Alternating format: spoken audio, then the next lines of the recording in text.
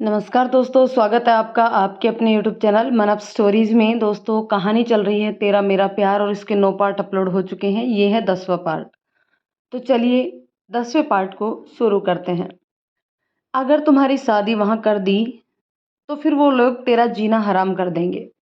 और अगर शादी के बाद तुम्हारे साथ कुछ भी गलत हुआ मेरे ससुराल में, तो क्या मैं अपनी वाइफ से अच्छे संबंध रख पाऊंगा? नहीं हिना, वो लोग बिल्कुल भी तेरे जैसे नहीं हैं। हिना ने कहा, ठीक है भैया, मैं नहीं करूँगी वहाँ शादी। बस आप भाभी से कुछ मत बोलिए, मैं जा रही हूँ, आप खाना खा लें। मैं भाभी को भी खाना खिला देती हूँ। हार्दिक ने कहा, चलो ठीक है। हार्दिक खाना खाने बैठ गया। हिना दूसरे रूम में आ गई। हिना हार्दिक को खाना तो दे दिया, लेकिन गिलास देना भूल गई। हार्दिक को खाते समय हिचकी आ गई। हार्दिक की हिचकी छाया ने सुन ली, तो उसने तुरंत पानी का गिलास लिया और देने जाने लगी। छाया दौड़ के किचन में गई और पानी का गिलास लेकर तुरंत हार्दिक के रूम में आ गई। गिलास हार्दिक के हाथों में पकड़ाकर पीठ थपथपाने लगी। हार्दिक ने पानी पिया और छाया को देखने लगा। छाया ने नजरें फेर ली। पीछे से हीना भी रूम में आ गई। हार्दिक मुस्कुरा के खाना खाने लगा। छाया पानी के गिलास में फिर से पानी भर दिया और वहां से दूसरे रूम में आ गई। हिना भाभी और भैया का प्यार देख के बहुत खुश हुई। हिना बोली, आप भी खाना खा लीजिए ना भाभी, मैं खाना लेकर आती हूँ। छाया ने कहा, थोड़ी देर रुक जाओ, हार्दिक के खाने के बाद मैं खा लूँगी। हार्दिक खाना खाने के बाद छाया को बुलाया। छाया गई तो हार्दिक ने आराम से कहा, खाना खा लीजिए। छाया ने हार्दिक को देखा। हार्दिक इतना नॉर्मल बोल रहा था जैसे अभी कुछ हुआ ही नहीं। छाया बर्तन उठाने लगी। हार्दिक ने पीछे से आकर छाया को पकड़ लिया और बोला, सॉरी मैडम, मैं तो गुस्से में बोल दिया, आप बुरा ना माने।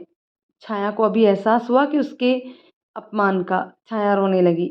हार्दिक ने कहा, सच्ची में अब से नहीं बोलूँगा, मैं बहन को लेकर थोड़ा टेंशन में था इसलिए बोल दिया। छाया ने कहा, क्यों टेंशन में थे? हीना मेरी कोई नहीं है क्या?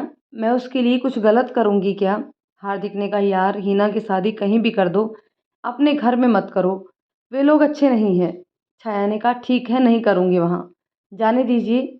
अभी हीना कुछ नहीं खाई है, मैं भी नहीं खाई हूँ, भूख लग रही है। हार्दिक ने छाया को छोड़ दिया। छाया खाने खाने गई। कुछ देर में छाया की माँ की कॉल आई। उसने बताया कि उसके पापा घर पहुँच गए हैं। फिर छाया की माँ ने छाया के सास से बात करना चाहा, तो छाया ने स्पीकर पर फ़ोन करके दे दिया।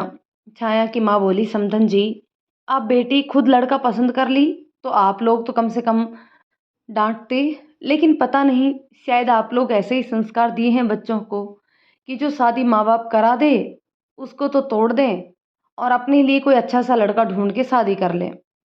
छाया की सास कुछ बोल नहीं पा रही थी। छाया, हीना और हार्दिक सब उनकी बातों को सुन रहे थे।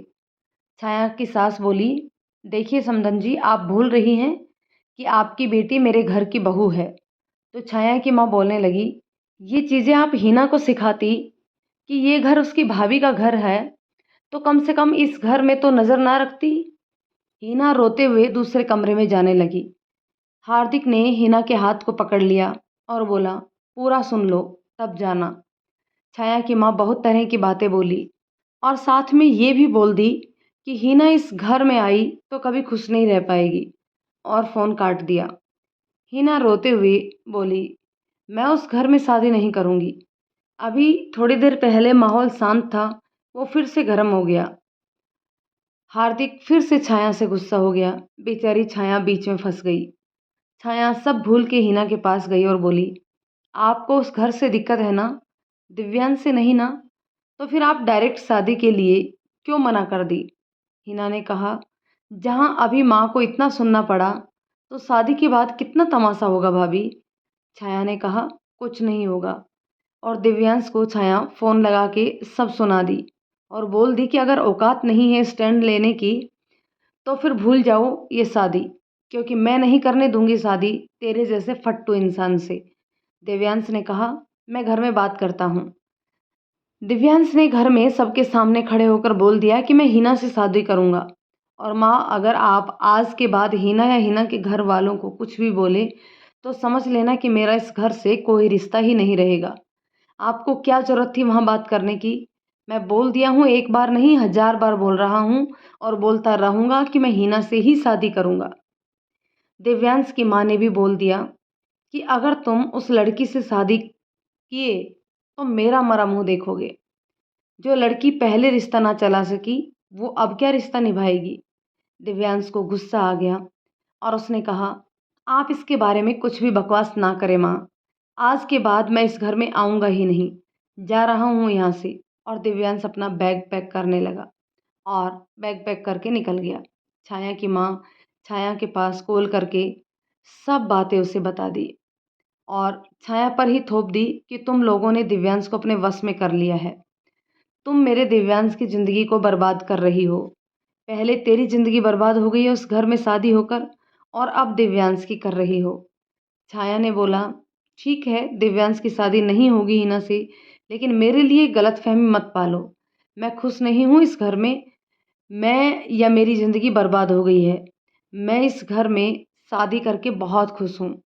छाया की माँ बोली, तुम्हारी उम्र की लड़कियां 2-2 3-3 बच्चे की माँ बन गई है और अपनी फैमिली कंप्लीट कर ली है, और तुम हो कि अभी तक माँ नहीं बनी हो। छाया बात कर ही रही थी तो हार्दिक ने सुन लिया, लेकिन सिर्फ छाया की बातें, अपनी सास की बातें नहीं। छाया गुस्से में बोली, होने दीजिए, उन लोगों को बच्चे ही हो गए हैं तो अब मुझे बच्चे नहीं चाहिए, और मैं बच्चा क्यों करूं? आप जैसी माँ होने का हक जमा रही हैं, वैसे ही हक जताने के लिए। रखिए फ़ोन और अब मत कीजिएगा फ़ोन। माँ, हो गई आपसे बात, बहुत हो गई। और छाया ने फ़ोन काट दिया और बैठ के रोने लगी। बच्चे की बात सुनकर हार्दिक भी परेशान हो उठा। वो आज तक बच्चे के बारे में नहीं सोचा, लेकिन अब छाया को परेशान देख के उसे भी टेंशन होने लगी कि बच्चे इतनी ज़रूरी हैं क्या? वो छाया के पास आया और बिना कुछ कहे छाया के कंधे पर हाथ रखा। छाया हार्दिक को देख के और बिफर गई।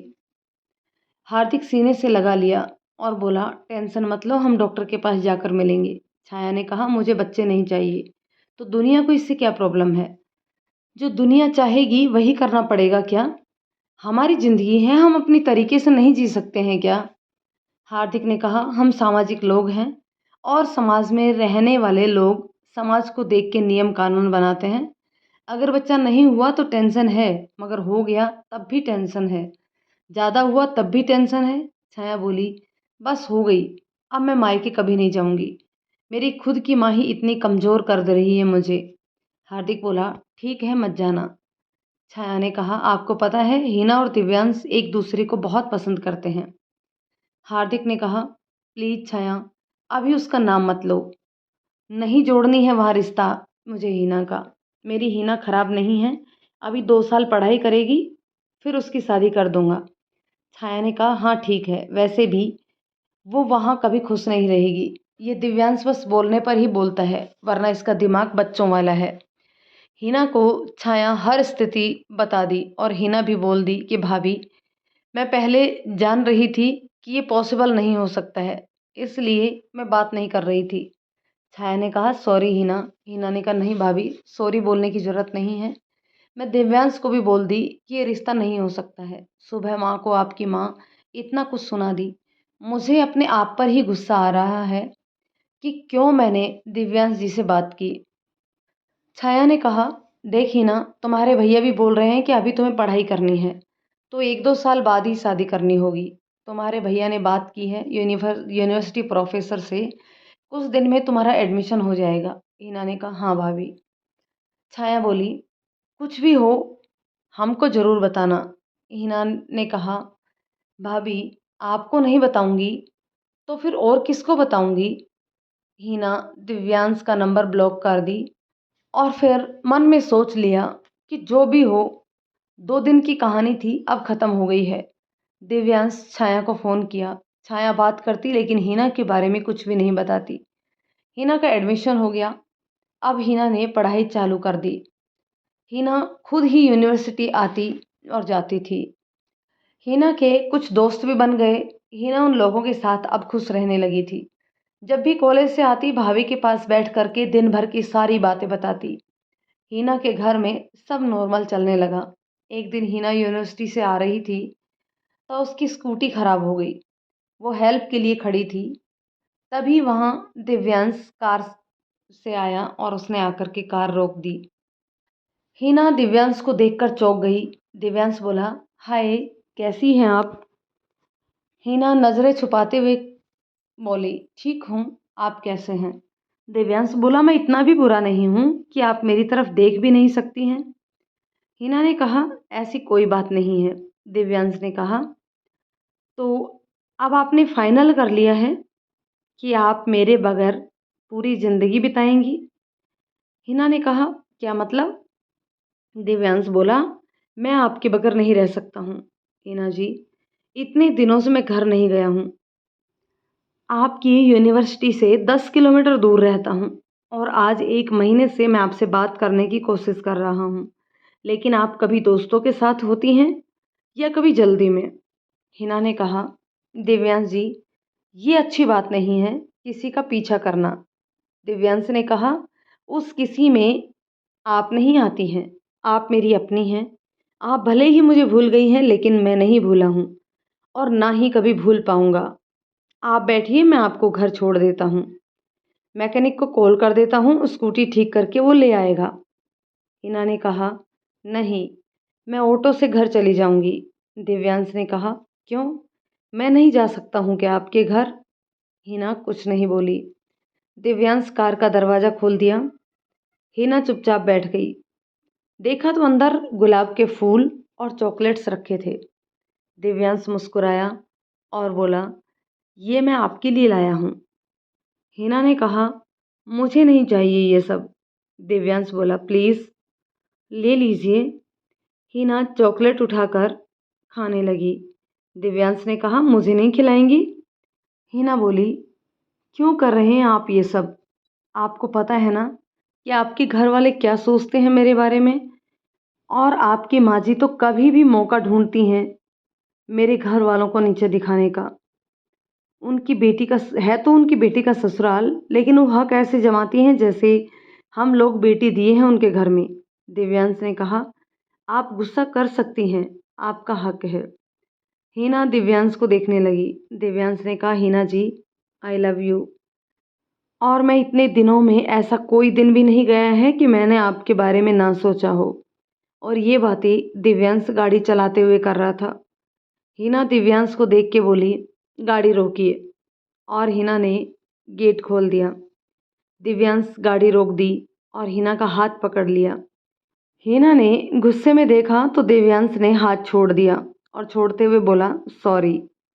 हिना ने कहा, आप जानते हैं ना कि ये कभी पॉसिबल नहीं है? दिव्यांश ने कहा, तो फिर मैं अपने दिल का क्या करूं हिना जी? आप इसका इलाज बता दीजिए प्लीज़।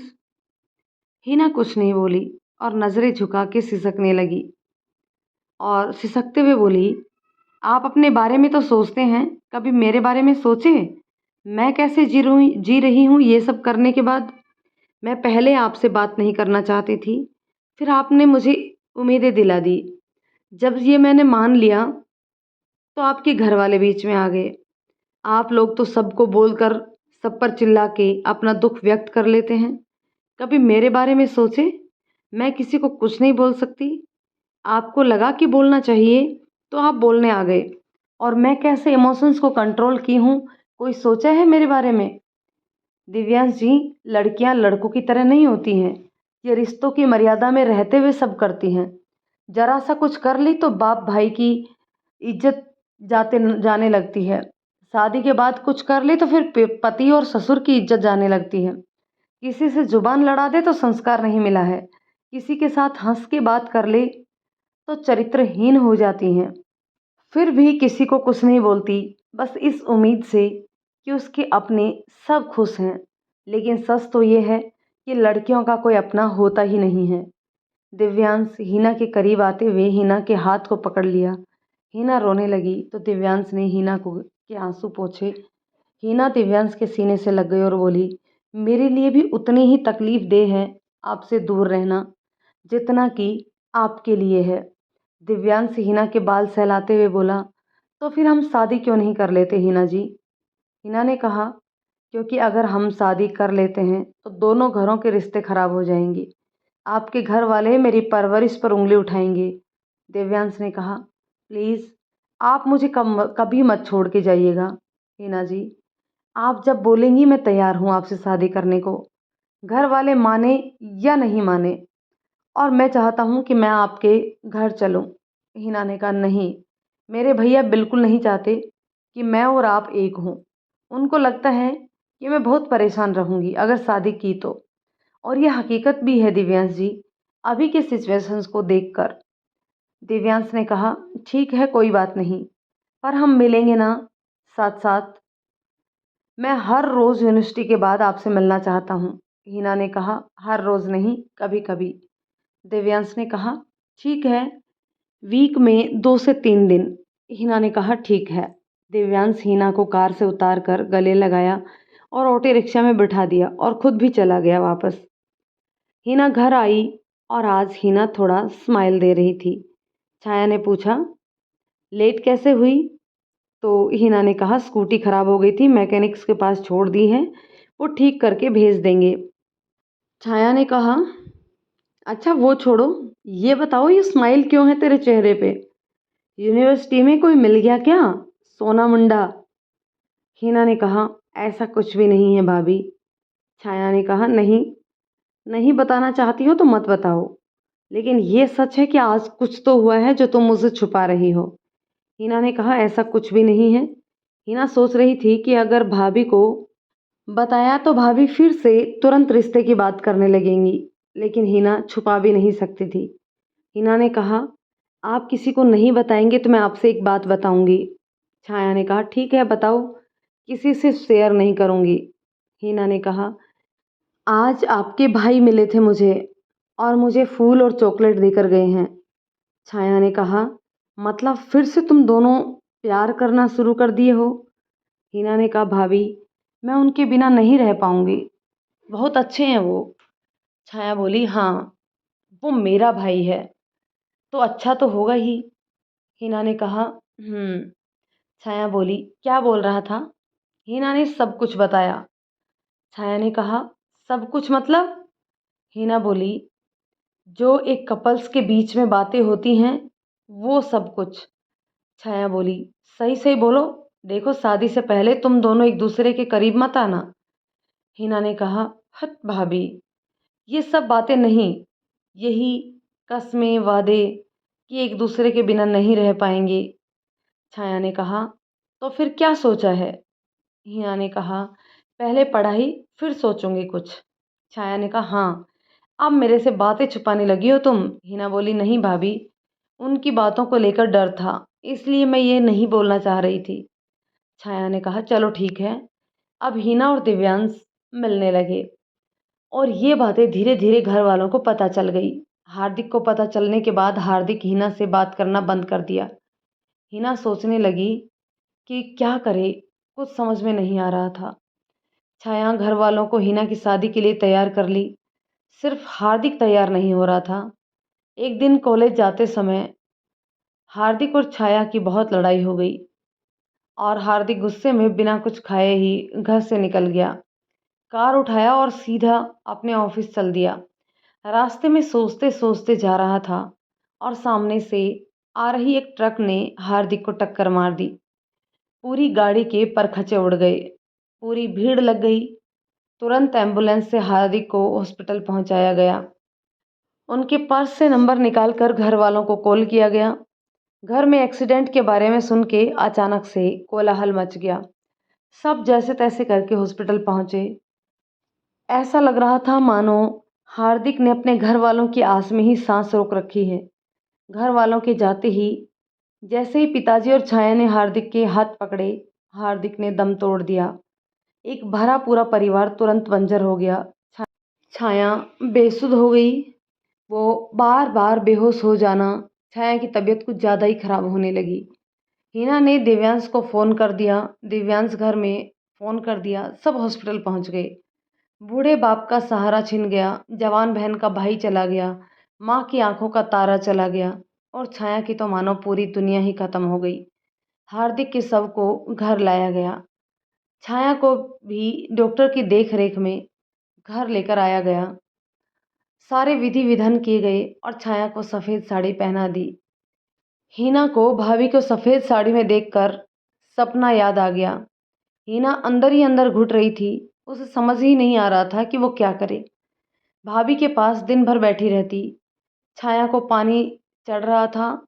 वो थोड़ी सी होश में आती, हार्दिक बोल के फिर से बेहोश हो जाती। छाया के लिए सबको डर लगने लगा था। कुछ हो ना जाए, वो भी दम ना तोड़ दे। अब हिना सिर्फ भाभी के पास पड़ी रहती। कभी छाया के माथे को सहलाती, कभी पैरों को दबाती। हार्दिक के अंतिम संस्कार तथा सारे विधि विधान उसके पापा ने किए। धीरे धीरे छाया ठीक होने लगी। बस दिन भर रोती रहती। हिना भी भाभी के शरीर में सफ़ेद साड़ी को देख के मन ही मन बहुत रोती। अचानक एक दिन छाया की तबीयत फिर से बिगड़ने लगी। उसे उल्टियाँ होने लगी और सिर चकराने लगा। पता चला कि छाया माँ बनने वाली है। छाया के घर वालों ने बोल दिए कि बच्चे को निकलवा दिया जाए, क्योंकि इससे आगे छाया को किसी का भी सहारा नहीं मिलेगा। अगर माँ बन जाएगी तो। छाया इस चीज़ के खिलाफ हो गई और बोली, नहीं, मुझे ये बच्चा चाहिए, मैं रखूँगी अपने बच्चे को। छाया के ससुराल वालों ने ये सब छाया पर ही छोड़ दिया कि जो छाया करना चाहे वो कर सकती है। छाया के घर वाले छाया को अपने घर ले जाने के लिए आए, लेकिन छाया ने मना कर दिया। वो उसने बोल दिया कि मैं इस घर में से कहीं नहीं जाऊँगी।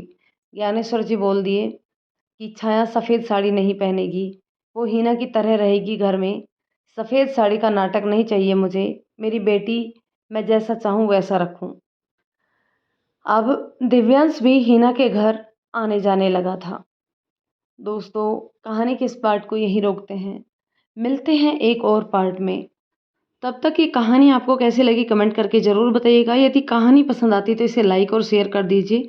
और यदि आप चैनल पर नए हैं तो प्लीज़ चैनल को सब्सक्राइब ज़रूर कर लें, साथ ही साथ बेल आइकन दबा लें। मिलते हैं एक और पार्ट में, तब तक के लिए शुक्रिया।